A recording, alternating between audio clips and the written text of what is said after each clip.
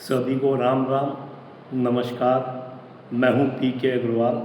आप देख रहे हैं ट्रुथ प्लस।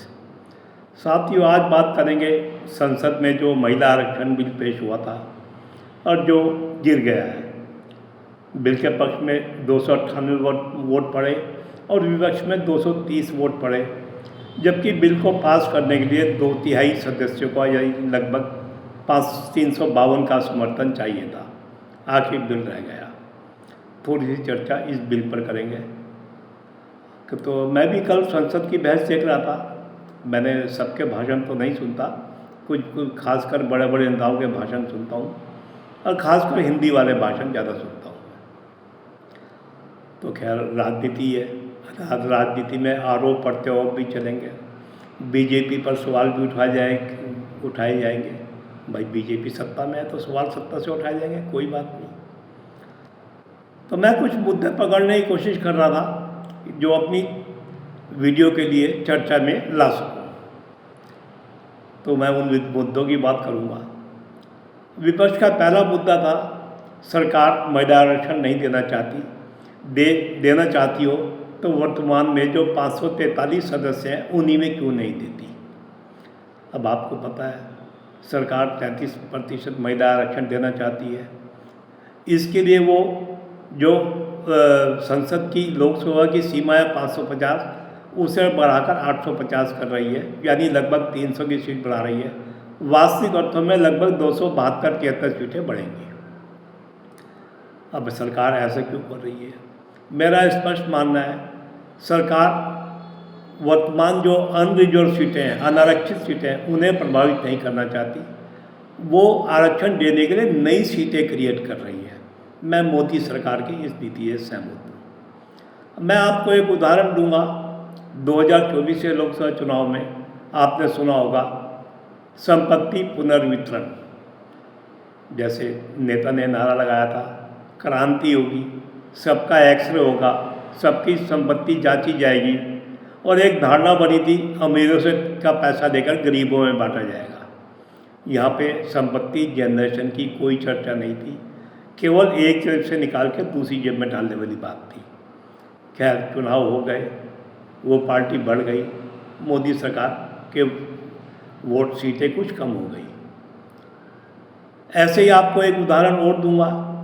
जब भी सेकुलर पार्टियां आरक्षण की बात करती हैं, वो कभी नई सीट क्रिएट करने की बात नहीं करती।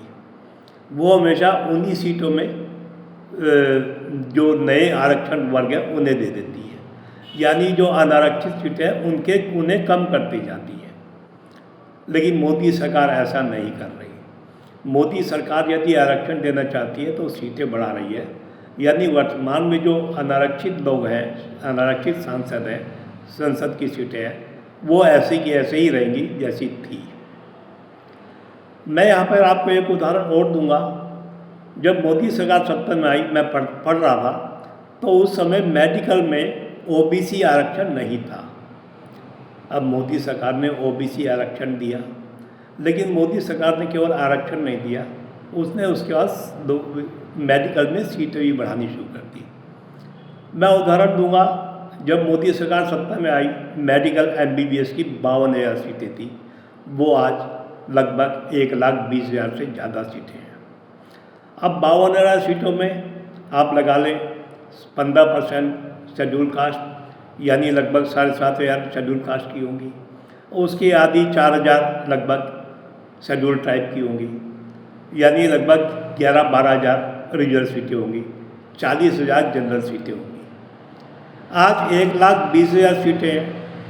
अगर हम ओबीसी को मिलाकर 50% रिजर्व सीट मान लें तो फिर भी 60,000 रिजर्व सीट और 60,000 जनरल ओपन सीट होंगी, अनरिजर्व। यानी मोदी सरकार ने ओबीसी आरक्षण देने के बाद भी अनरिजर्व सीटों में कमी नहीं आने दी।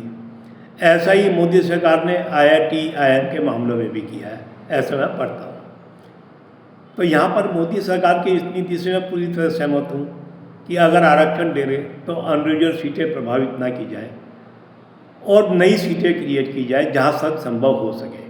तो विपक्ष की इस मांग को मैं पूरा खारिज करता हूँ कि वो वर्तमान 543 में जो कह रहे हैं सरकार महिला आरक्षण दे, उसे मैं खारिज करता हूँ। कि वर्तमान स्थिति में जो आसीन है उनसे पद खाली कराना संभव नहीं होगा, आसान नहीं होगा। एक तरह से भांति भांति के विद्रोह हो सकते हैं। हालांकि विपक्ष चाह रहा होगा कि सबसे ज़्यादा सीटें बीजेपी के पास हैं, तो बीजेपी पे असंतोष फैल जाए। खैर ये इनकी राजनीति हो सकती है। अब क्योंकि विपक्ष ने महिला आरक्षण बिल रोक दिया, दूसरा तर्क उसने ये दिया SC ST OBC मुस्लिम आरक्षण की बात करी। पहले मैं SC ST आरक्षण की बात करूँगा। भाई संसद में लगभग 15% शेड्यूल कास्ट की आरक्षित सीटें हैं। यदि ये सीमा बढ़ जाती है 50%, जैसे सरकार ने कहा बढ़ जाती, भाई उनका आरक्षण भी तो 50% बढ़ जाएगा जो महिलाओं के पास जाएगा। यानी अगर आज 80-85 सीटें हैं तो वो भी 125-30 हो जाएंगी। ऐसे ही ST वो भी शायद 40-45 सीटें हैं, वही बढ़ के 60-65 हो जाएंगी। तो SC और ST के तो उन्होंने गलत उठाया। अब आ जाते हैं पिछड़ों की बात।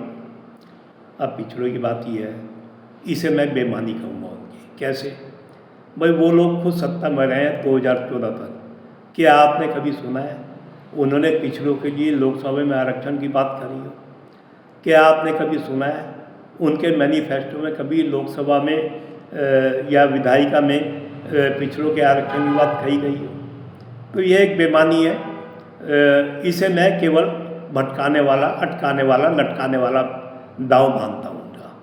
भाई अगर वो इतने गंभीर हैं तो वो अपने मैनिफेस्टो में ले आए कि हम जब सत्ता में आएंगे तो हम लोकसभा विधानसभाओं में पिछड़ों के लिए सीटें आरक्षित करेंगे, लेकिन वो शायद ऐसा नहीं करेंगे। दूसरा, मुस्लिम महिला की आरक्षण की बात भी हुई है, तो अमित शाह ने तो स्पष्ट बोल दिया कि भारतीय संविधान में धर्म पे आरक्षण की बात नहीं है, प्रावधान नहीं है। और उन्होंने ये भी कह दिया अखिलेश यादव से, आप 100% टिकट मुस्लिम महिला होते हैं, हमें कोई आपत्ति नहीं है। तो ये बात भी सही है। भाई ऐसा है, जहाँ जिस तरह की जनता होगी, आदमी तो वहीं, सांसद तो वहीं से चुन कर आएगा, उसी समाज से चुन कर आएगा। भाई ऐसा है, अगर किसी क्षेत्र में मुस्लिम महिला ज़्यादा संख्या में है तो संभावना है मुस्लिम ही चुनकर ज़्यादा आएंगी। ऐसा लोकतंत्र में होता ही है। तो ये भी बेईमानी है। मैं तो ये भी कहूँगा, भाई अगर आपको ये दोनों आरक्षण चाहिए, पिछड़ा आरक्षण चाहिए, मुस्लिम आरक्षण भी, तो भाई कम से अपने मैनिफेस्टो में तो डाल दें, लेकिन वो नहीं डालेंगे क्योंकि उन्हें डर है इससे ध्रुवीकरण हो जाएगा। तो ये केवल बीजेपी पर आप कह सकते हैं दबाव डालने का कोशिश है कि मामले को लटकाने की कोशिश है। खैर कुल मिलाकर मैं मानता हूँ ये गलत हुआ, आरक्षण पास हो जाना चाहिए था। महिलाओं, संसद में महिलाएं आती, वो आगे चर्चा करती, उन्हें किस तरह का बदलाव करना है वो आगे जाके बदलाव हो सकते हैं। लोकतंत्र में क्रांति नहीं हुआ करती, बदलाव धीरे धीरे होते हैं, स्थिर होते हैं, उससे समाज अनिश्चित नहीं होता। अब क्या होगा? अब बिल पास नहीं हुआ, अब इस पर राजनीति भी होगी, जहाँ बीजेपी की अपनी ऊर्जा खर्च होगी ये साबित करने में कि विपक्ष ने महिला आरक्षण में बाधा उत्पन्न की, वहीं पूरा विपक्ष अपनी ऊर्जा इस काम में लगाएगा बीजेपी महिला विरोधी है। तो ये चलते रहेंगे अगले चुनाव तक, कम से कम एक चुनाव तक। मुझे मोदी जी का वो वाक्य पसंद आया था जिसमें उन्होंने कहा था, यदि आप सभी एक साथ इस पर सहमति देंगे और बिल पास हो जाएगा तो ये किसी चुनाव में मुद्दा नहीं बनेगा। ये हम 2024 के चुनाव में देख चुके हैं। 2023 में जो महिला आरक्षण बिल आया था वो सर्वसम्मति से पास हुआ था। उसका लाभ ये हुआ था कि 2024 के चुनाव में वो मुद्दा ही नहीं बना था, और जब मुद्दा ही नहीं बना था ना तो कोई उसका श्रेय ले सकता था, ना किसी को उसकी बुराई दी जा सकती थी। सरकार ने भी श्रेय लेने का प्रयास नहीं किया क्योंकि वो सहमति से था। मुझे लगता है विपक्ष अगर आपसी सहमति से इस बिल को पास कर देता ज़्यादा बेहतर होता कि ये अगले चुनाव तक मुद्दा ही नहीं बनता। अब इसके साथ डिलिमिटेशन भी है, लेकिन वो अलग विषय है। तो मेरा आज का विषय केवल महिला आरक्षण पर था। तो जहाँ तक सीट बढ़ने की बात है, एक तर्क ये भी आ रहा है कि 500 को मोड़ने का मौका नहीं मिलता, 800 को कैसे मौका मिलेगा। यह सवाल जायज़ हो सकता है, लेकिन इससे ये भी पता लगता है कि आप नए लोगों को राजनीति में अवसर नहीं देना चाहते।